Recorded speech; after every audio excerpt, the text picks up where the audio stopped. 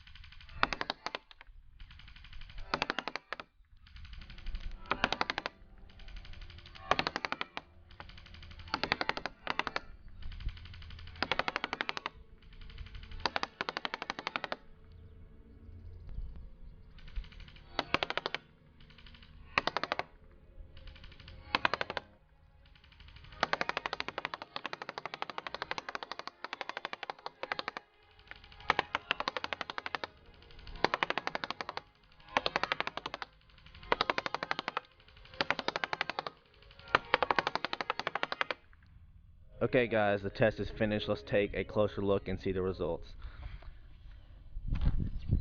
Here is the .25 gram at 150 feet cardboard. Now, what I noticed with the .25 grams is they didn't penetrate. That's why I marked them in blue, as you can see.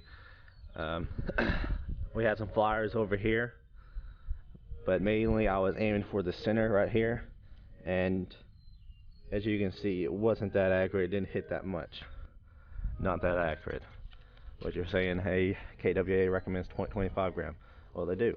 And .25 gram is fine. But that was using KSC as well. KSC .25 gram.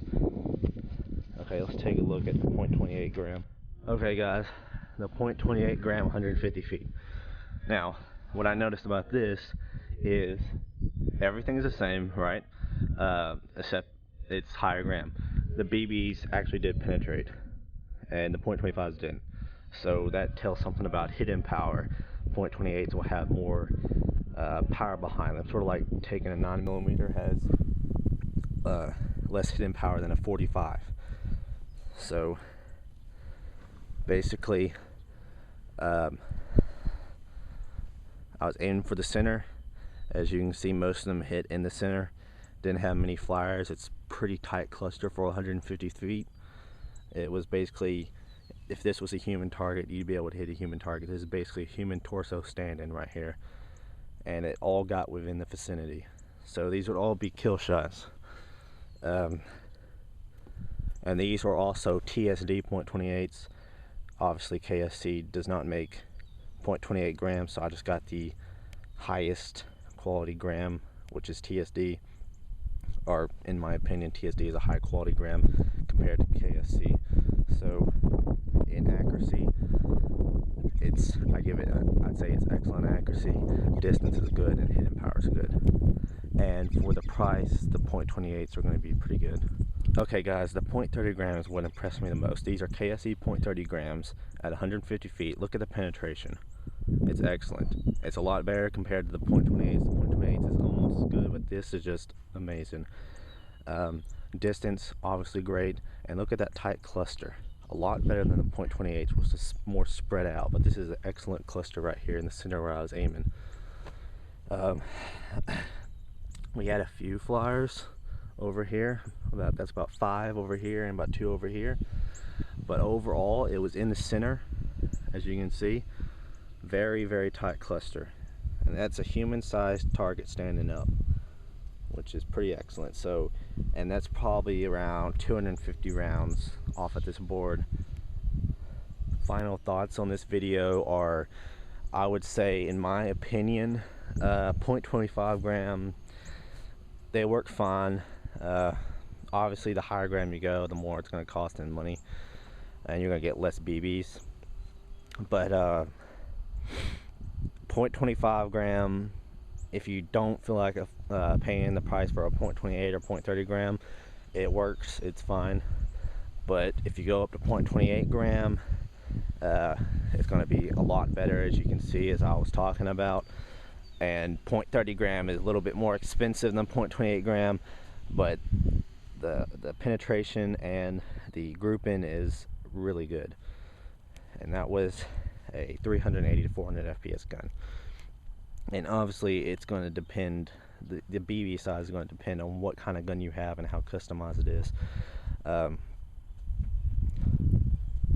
But in general, if your gun is 350 FPS or below, get .20 grams. If it's 350 to 400 and 20-30, I'd probably get .25 or any of these other ones, .28, .30. And you know, if you're using a sniper rifle, which is anywhere from 450 to 500, I would say probably .36 or maybe even .30s would work fine, or actually even .43s. But that's a whole nother